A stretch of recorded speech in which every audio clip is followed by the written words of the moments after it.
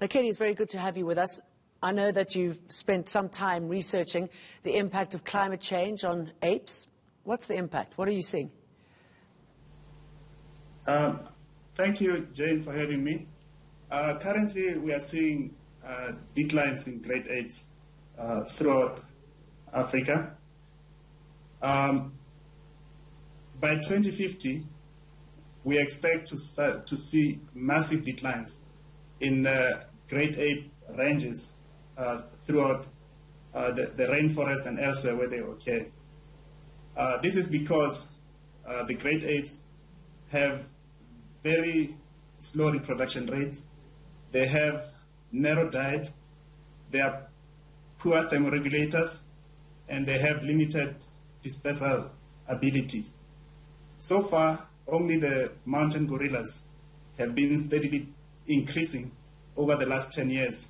And the African Wildlife Foundation has been involved in the conservation of mountain gorillas since the 1980s. Okay, if this problem is not tackled in 2050, can you project what sort of numbers we'll be looking at, if they're still around?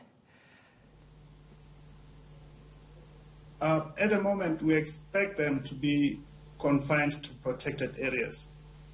And even so, it will be difficult to tell because if we factor in climate change, which forces range shifts in species, it may be difficult to